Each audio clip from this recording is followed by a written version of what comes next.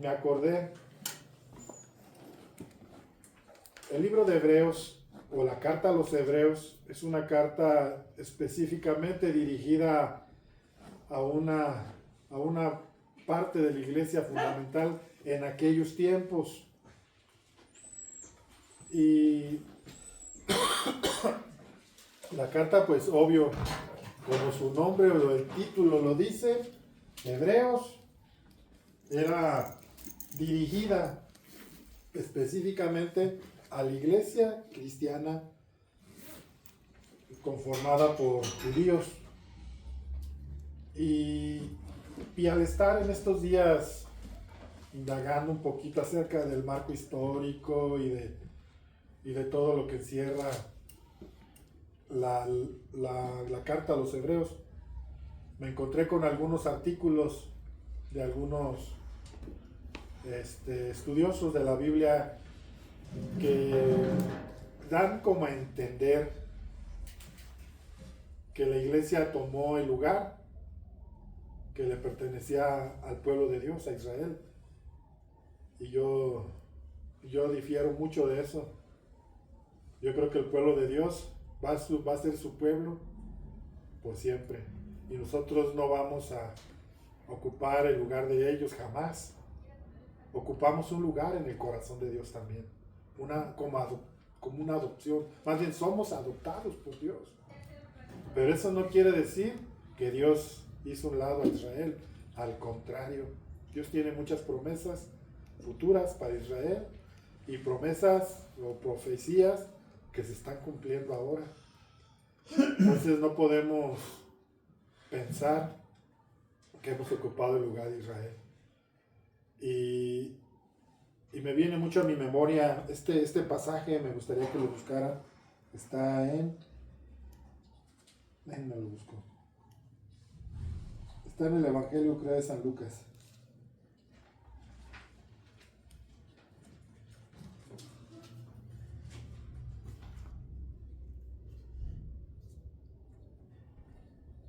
No, perdón, es San Marcos.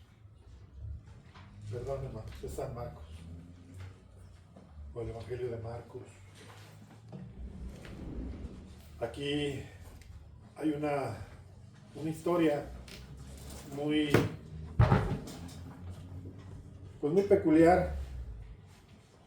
Y Jesús está en un lugar, vamos a leer del 26 al 30. Y dice así. ¿Qué capítulo? 7. No les dije el capítulo. Perdón. Capítulo 7.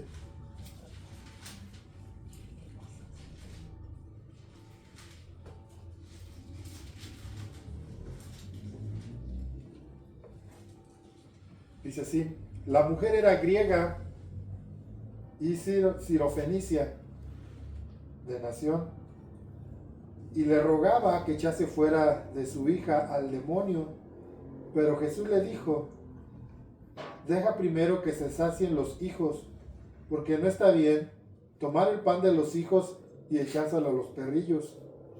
Respondiendo ella, y le dijo: sí, Señor, pero aún los perrillos debajo de la mesa comen de las migajas de los hijos.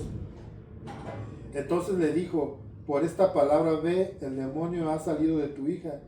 Y cuando llegó ella a su casa, halló que el demonio había salido y a la hija acostada en cama.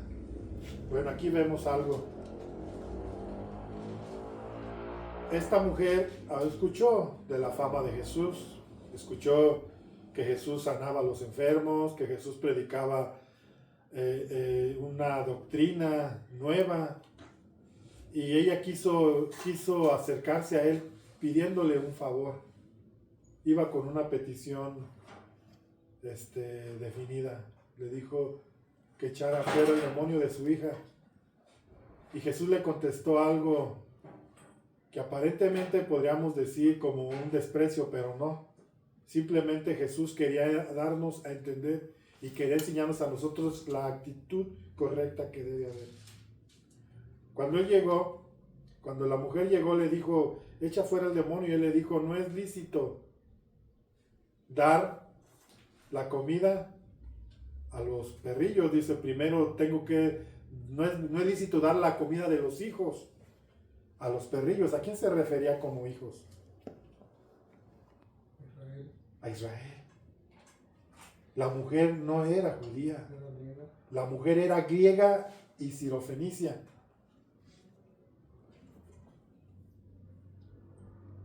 Era extranjera.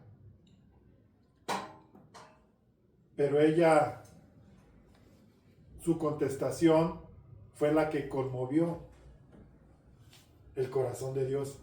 Y a veces nuestra actitud, nuestra respuesta a la situación es lo que va a conmover el corazón de Dios. Y es lo que necesitamos. Si este año iniciamos con Dios, no porque no esté Dios, no, yo sé que está Dios con nosotros, yo sé que usted es sincero al buscar a Dios, pero a veces hay ciertos baches y qué hermoso. El libro de Hebreos nos habla de algo, es una carta muy hermosa también, que vamos a ir desglosando. A lo mejor este va a ser por temas, a lo mejor ya no va a ser por capítulos, porque hay unos temas muy relevantes en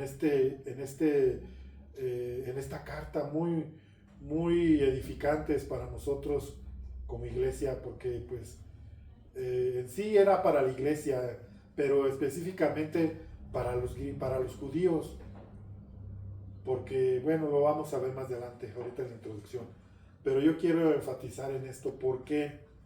¿Por qué les digo esto? Cuando Jesús llegó a Samaria y encontró a la mujer samaritana, tuvo un diálogo con ella y él se quería mostrar, quería llevarla el mensaje de las buenas nuevas a todo el confín de la tierra. Es el fin, es el propósito, que el mensaje de las buenas nuevas de salvación lleguen hasta lo último de la tierra y toda persona pueda conocer la persona de Cristo. Qué tan importante es. Ese es el plan. Cuando Jesús llegó con esta mujer, también les digo, hubo un diálogo y llegó un momento en que la mujer reconoció que había algo de Dios en este varón. Pero cuando Jesús se revela y ella entiende que había algo más que un profeta ahí, le dice, yo soy el Mesías. Ella decía, había algo en este diálogo cuando él le dice a ella que la salvación viene por causa de los judíos. Entonces, cuando esta mujer sirofenicia reconoce, entendió lo que Jesús le dijo, primero son mis hijos. Ella le dijo, pero aún los perrillos comen de las migajas que caen de la mesa de sus amos. Jamás contendió por igualdad. Simplemente reconoció que por misericordia estamos aquí. Simplemente reconoció que su pueblo es su pueblo y es reconocido su pueblo, pero que nosotros a causa de ellos podemos encontrar misericordia en Dios. Acuérdense que Dios le dijo a Isaías, Dios habló a través de Isaías y les dijo, y llamé a un pueblo que no era mi pueblo y amada a quien no era mi amada. Y levantaré una nación, dice, para provocar a celos a ustedes. Dios ama a su pueblo, pero también por misericordia nos ama a nosotros. Y qué importante es comenzar con una actitud diferente. Comencemos con una actitud de dándole la gloria a quien la merece y reconociendo que no somos merecedores de nada, que todo es por su misericordia. Acuérdense lo que dice Tito, nos salvó no por obra de justicia que nosotros hubiésemos hecho, sino por su misericordia.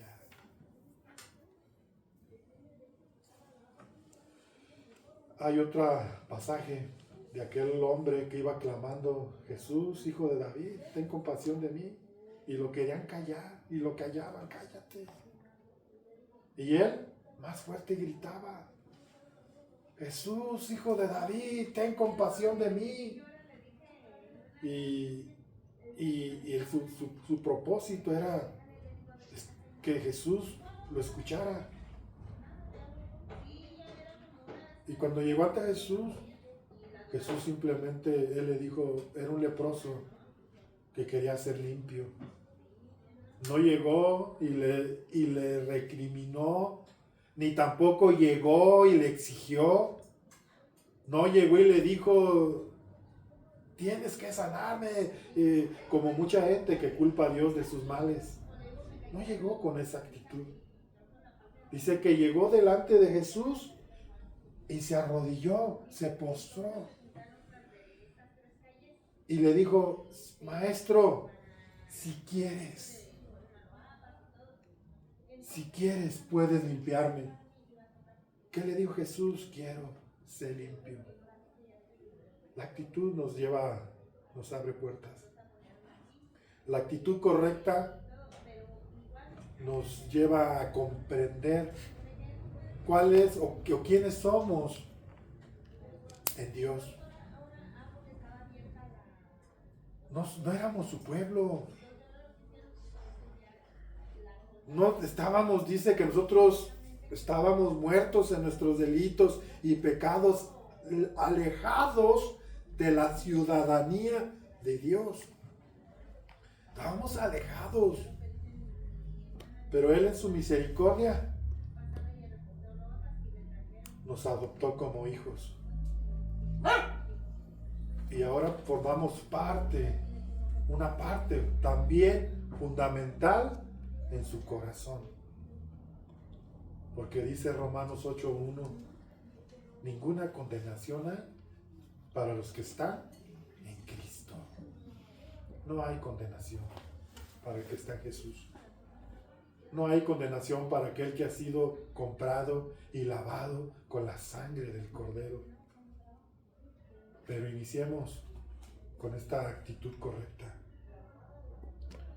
Ahora yo quisiera que fuéramos al libro de Hebreos, o a la carta, a los Hebreos. Yo tengo por aquí un escrito acerca de los temas tan importantes que hay en esta carta. Bueno, ¿cuál era el propósito del libro de Hebreos? Aquí todo se envuelve o todo se interpreta de acuerdo a un dato histórico. Todo tiene que ver con eso. Los libros de la Biblia no fueron escritos nada más al azar, sino que tenían un propósito, un fin. Y que ese fin y que este propósito tiene efecto hasta el día de hoy. Y ahorita vamos a ver por qué. El propósito principal de la carta a los Hebreos era exponer o era exaltar a Cristo como suficiente. Perdón, lo voy a leer como tengo aquí. Presentar la suficiencia y la superioridad de Cristo. Este era el fin del libro de Hebreos. Presentar a Cristo como superior a todo. ¿Por qué? Bueno, en ese entonces el destinatario pues es al pueblo hebreo, a los cristianos hebreos que habían recibido a Jesucristo, aquellos que habían creído por el testimonio de los apóstoles. Era específicamente para una segunda generación. Toda la primera generación de cristianos, todos aquellos que comenzaron la obra de la iglesia, inspirados por el Espíritu Santo, que fueron los apóstoles, que fueron testigos de oídas y testigos oculares y presenciales de la gloria de Dios. Ellos fueron los que el Espíritu Santo usó para llevar el Evangelio a toda la región de Asia, donde se estableció por primera vez, que fue la región de Antioquía, la región de Judea, la región de Grecia.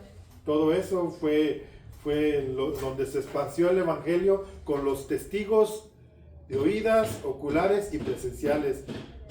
Uno de ellos fue el apóstol Pablo. El apóstol Pablo no fue de los 12, pero él dice que él no aprendió el evangelio por hombre alguno, sino que él, en el libro de Gálatas, en el capítulo 1, él lo dice, sino que yo lo aprendí por revelación directa del Espíritu Santo. Y vemos cómo expresa él su encuentro con Cristo cuando iba camino a Damasco. ¿Recuerdan?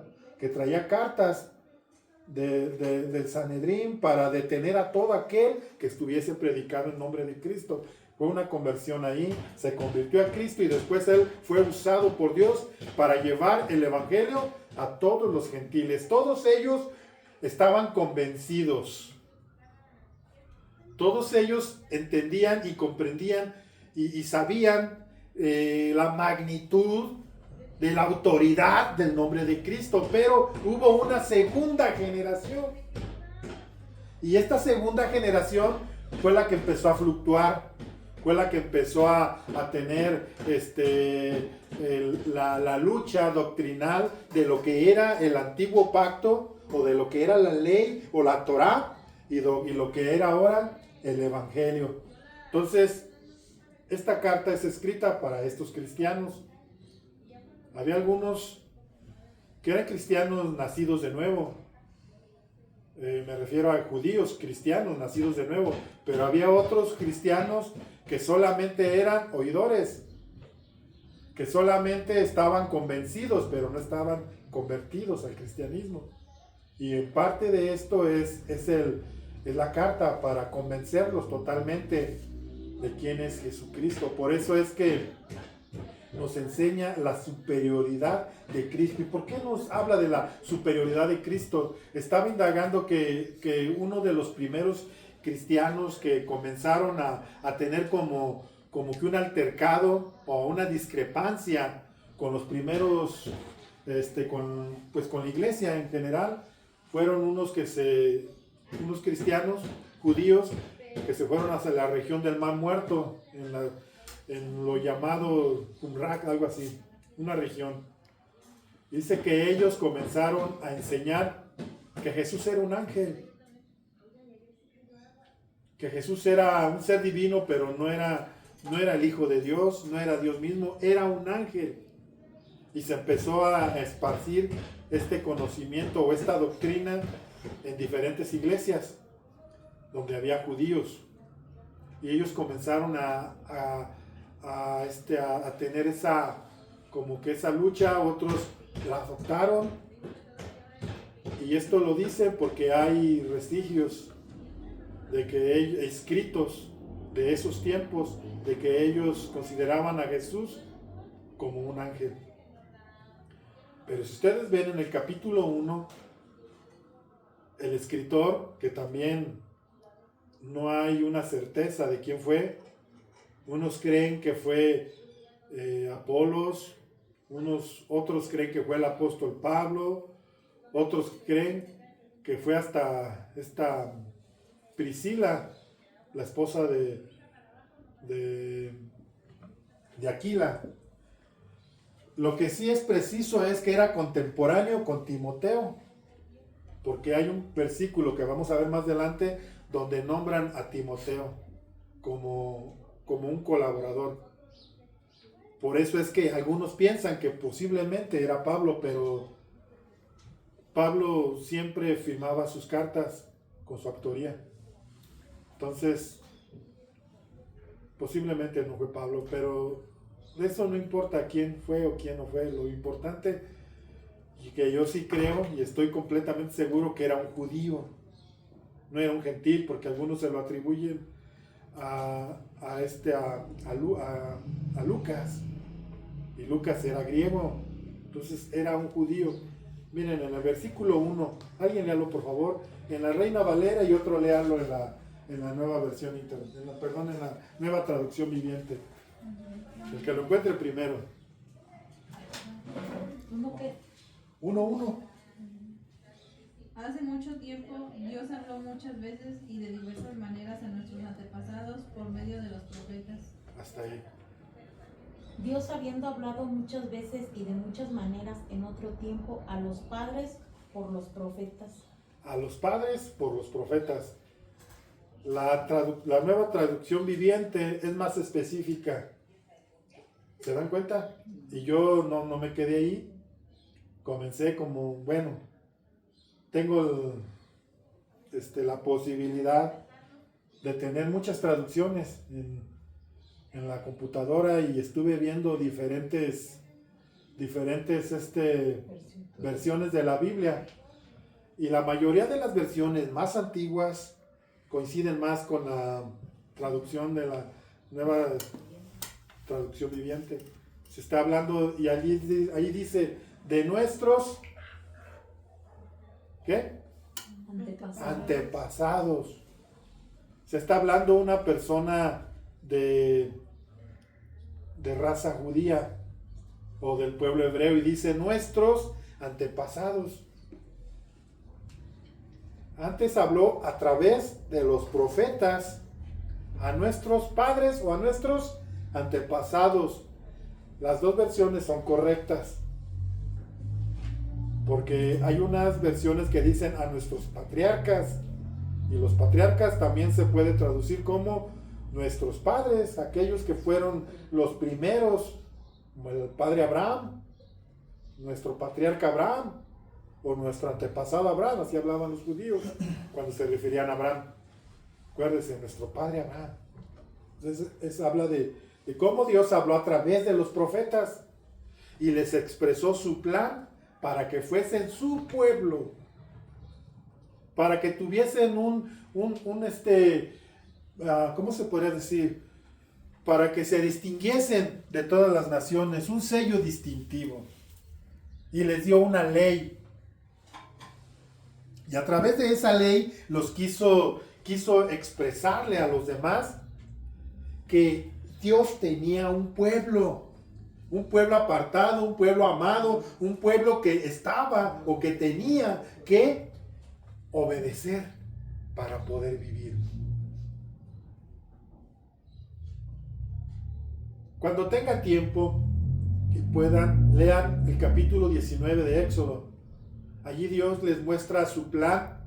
Yo quiero una nación de sacerdotes, quiero una nación santa, una nación de sacerdotes, una nación que a través de su vida, que a través de una conversión, a través de un conocimiento profundo con Dios puede esparcir este conocimiento a las naciones. Pero ellos dijeron no. Dios los invitaba a ir y buscarlo en el Monte Santo. Pero ellos dijeron no, sino que habla con Moisés y todo lo que tú le digas a Moisés, Él nos lo hará saber a nosotros. Entonces Dios entendió que el pueblo no quería una relación íntima, personal. Quería que alguien fuese el que esparciera en ellos la semilla de Dios. ¿Y qué hicieron? Pues Moisés tuvo que ir al monte y tuvo que escuchar a Dios y le tuvo que dar a él los 10 mandamientos y le tuvo que hablar para que él viniese y fuese un intercesor entre Israel y Dios. Entonces, este libro, esta carta es profundamente importante que podamos entender. El autor no importa, como les dije antes. Lo importante es que sabemos de dónde proviene la inspiración. Y la inspiración proviene del Espíritu Santo. Si nosotros somos más, ¿cómo se podrá decir? Más directos o somos más objetivos, el autor de este libro es Dios, completamente. Él pudo haber usado a quien él quiso haber usado. Pero este es el plan de Dios, es la mente de Dios, este es el corazón de Dios, esta es la manera en que Dios nos va a guiar a través de su palabra. Pero tenemos que comprenderla. tenemos que entenderla, y de esto nos habla el libro de Hebreos. Es un libro, perdón, es una carta, la verdad. Ahora que he estado nada más en la introducción y viendo los aspectos doctrinales tan importantes que vienen. ¿Por qué habla de la superioridad de Cristo? En primer lugar, porque decían que Cristo era un ángel. Entonces, el escritor le dice, Él es superior a los ángeles. Le hizo mayor que los ángeles. Los ángeles son un vínculo que Dios usa, aquí lo dice en este mismo capítulo, para ayudar a aquellos que son herederos de la salvación. Están puestos al servicio de aquellos que heredarán la salvación. Esa es su función, pero no es la función de redimir, de ser redentores. Un ángel no tiene esa función. Y Cristo murió en la cruz para redimirnos, para apartarnos. Dice que a través de Él, dice que Dios estaba reconciliando al mundo consigo mismo. ¿Cómo nos reconcilió Dios consigo mismo? A través de Jesucristo. Este primer capítulo va a estar interesante. Solo estoy hablando a grandes rasgos, hermanos. Ahora, hay una controversia todavía, y yo lo veo seguido. Yo les voy a ser franco, yo no veo predicaciones ya de nadie, y no porque tenga un prejuicio, no. Yo sé que hay predicadores que edifican mi corazón, que pueden edificar mi vida, pero prefiero yo, aunque no sé, aunque pueda equivocarme, mejor depender de lo que Dios me da.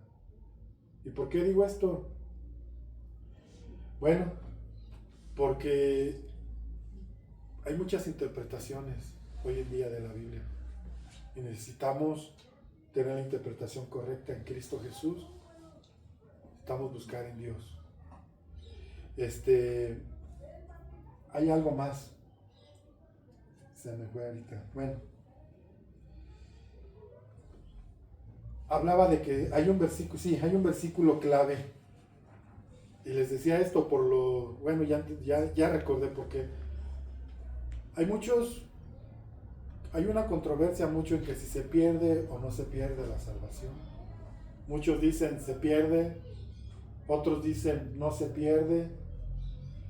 Y la verdad es que aquí, este libro o esta carta nos va a enseñar si esto es válido o no, o sea, si la salvación se pierde o no. ¿Y sabe por qué nos lo va a enseñar?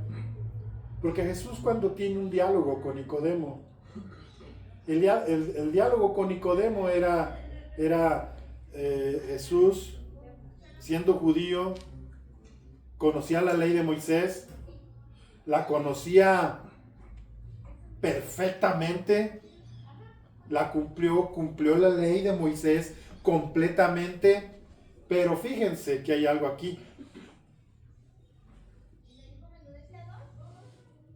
Jesús no nos da a entender, sino nos lo dice claramente, que es necesario nacer de nuevo para poder entrar en el reino de los cielos. Es necesario nacer de nuevo. Yo siempre lo he sostenido y creo que con lo que he estado indagando y leyendo es que hay cristianos o hay personas que solamente están convencidas. ¿Qué es ser convencido? ¿Es que están seguros o es que saben que Cristo es la verdad, que en Cristo somos salvos, que en Cristo tienen conocimiento, pues? Pero ¿sabe cuál es la diferencia?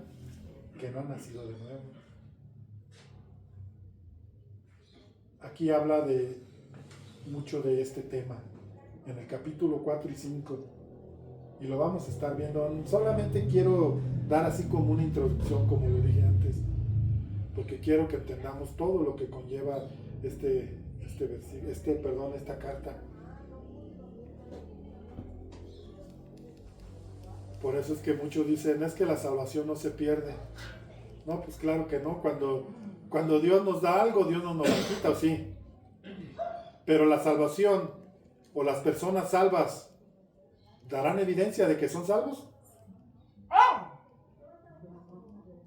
No los escucho. Sí. ¿Sí? ¿Cuáles son las evidencias de salvación? Jesús le dice claramente a Nicodemo, es necesario. Este es el filtro. Esta es la principal evidencia de que somos hijos de Dios, de que somos salvos. ¿Cuál es?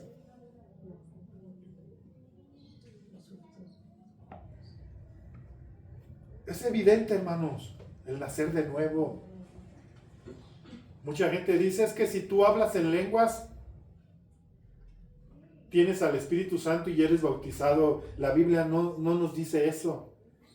La Biblia cuando habla acerca, acuérdense en la carta a los Corintios, en el capítulo 13, nos habla acerca de los dones espirituales. Y luego el apóstol Pablo dice que procuremos los mejores dones, pero al final hace un análisis y una reflexión y dice, ¿hablan todos lenguas? ¿Hacen todos milagros? ¿Hablan todos profecía? Claro que no. Entonces, el hablar en lenguas no es la evidencia de que he nacido de nuevo. ¿Sabes cuál es la evidencia de que he nacido de nuevo? Una vida renovada en Cristo, una vida diferente, una vida donde vamos en una progresividad en la santidad. El apóstol Pablo enfatizaba tanto esto y les decía, les pido que todo hombre en todo lugar levante manos santas, sin iras ni contiendas. En todo lugar. ¿Dónde debemos de ser santos? En todo lugar, no solamente en la iglesia, no solamente donde me ve el hermano, donde me ve el pastor, no. Donde no nos ve nadie, allí es donde debemos darle la evidencia. Y esto es lo que dice este libro, la interpretación que se le da.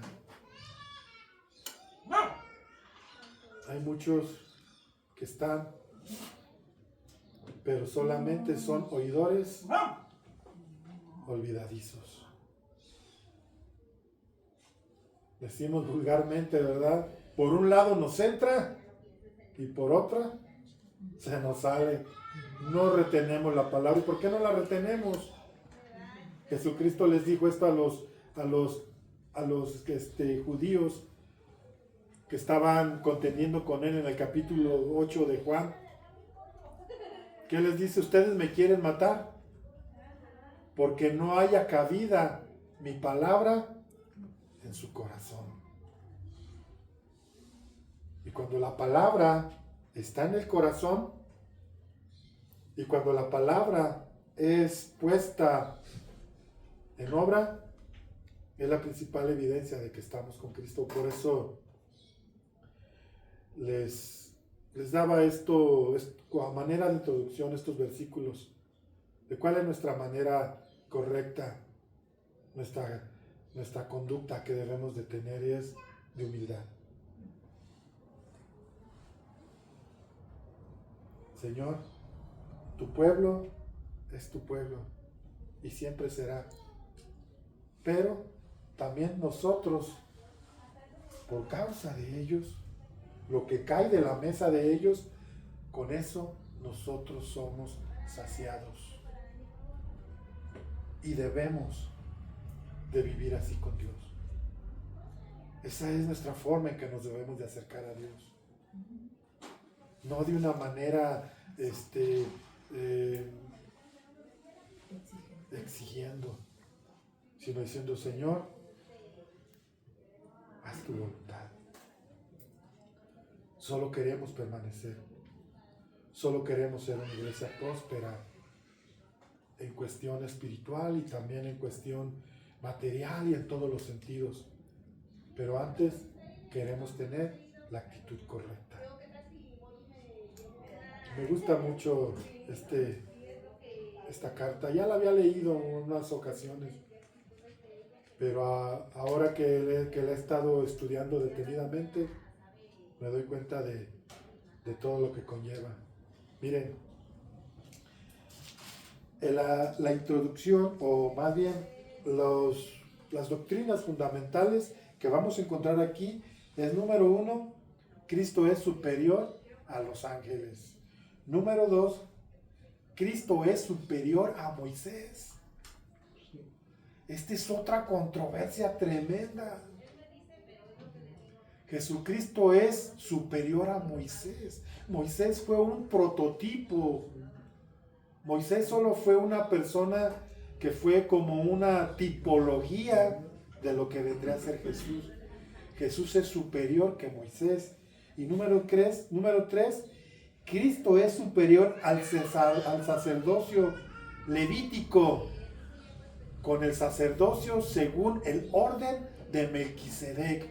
Nos damos cuenta cómo este libro de Hebreos enseña y sobre todo al pueblo judío la superioridad de Jesucristo y quién es Jesucristo y quién debe de ser para usted y para mí. Esto nos va a servir mucho, porque vamos a entender que es a través de Cristo.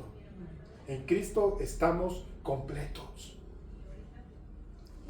Nos va a hablar de un mejor, estas son de las superioridades de Cristo, pero también nos va a hablar del antiguo pacto y el nuevo pacto, que el nuevo pacto es mejor que el antiguo pacto, que el reposo de ahora es mejor que el reposo pasado. Esto también traerá controversia, ¿cómo no? Pero vamos a introducirnos en esto. ¿Por qué es nuestra fe cristiana? ¿Por qué quizás en algún momento también se va a tocar el tema del día de reposo? El día de reposo sabemos que para los judíos es el sábado. Ese es otro tema que también tendremos que ver. Por eso les dije que quizá no va a ser por capítulos, porque esto es una enseñanza también sistemática, pero no como nos la enseña el libro de Romanos, que el apóstol Pablo va en una secuencia doctrinal desde la culpabilidad del hombre hasta la regeneración. Esto aquí son temas, pero son temas que abarcan 2, 3 capítulos y lo vamos a ir viendo así, hermanos. Es importante. Pero yo quisiera que reflexionáramos en esto, hermanos. Somos una iglesia que es la iglesia de Cristo. Yo le pregunto a usted, ¿cuántos de ustedes entregaron su vida sinceramente a Cristo? Amén. Alcen su mano. Bueno, creo que sí. Entonces, ¿esta iglesia de quién es? De Cristo. ¿De quién es? De Cristo. Esta iglesia es de Cristo. ¿Y saben por qué? Por esto, porque debe haber en nuestro corazón la certeza, la seguridad de quiénes somos. Yo soy de Cristo, no soy perfecto, igual que ustedes no son perfectos. ¿Tienen fallas? Sí las tienen. ¿Tengo yo fallas? Sí las tengo. Pero vamos en un proceso de ir mejorando. Entonces, les digo esto porque quiero, hermanos, que tomemos este papel. Yo no les voy a decir, como dicen por ahí, créetela, no. Toma tu papel. Hay que tomar nuestro papel de quiénes somos. Y si alguien duda, entregue su vida a Cristo sinceramente. Es el tiempo, es el momento. Entréguense. Abran su corazón. Comprométanse con Dios. Amarlo y seguirlo. En tiempos buenos, malos tiempos. esta iglesia tendrá que prosperar y va a prosperar. Porque somos la iglesia de Cristo. Yo soy de Cristo. Yo estoy seguro que soy de Cristo. Y todos los que son de Cristo, ¿qué han hecho? Ha crucificado la carne con sus deseos y sus pasiones. Han muerto al viejo hombre. Entonces sigamos adelante, hermanos. Va a estar interesante este tema. Les voy a pedir, como se los he repetido muchas veces, yo soy pastor, no soy maestro, no sé enseñar al 100%, pero deseo con todo mi corazón que aprendamos los fundamentos y las doctrinas de la palabra de Dios. Y les voy a pedir que oren por mí. Díganle a Dios que me dé sabiduría y entendimiento en su palabra. La necesito. Y yo también pues oro por eso. Que Dios me dé sabiduría y entendimiento de su palabra. ¿Ustedes saben qué estudia la homilética?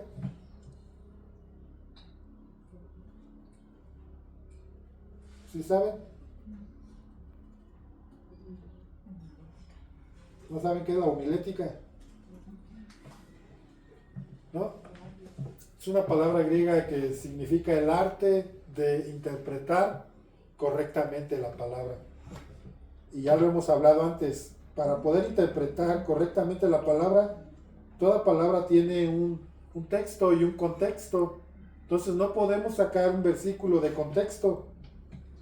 Tenemos que ver el contexto de qué está hablando para poder interpretarlo correctamente. Entonces, yo deseo con todo mi corazón que en esta iglesia podamos ser edificados a través de su palabra.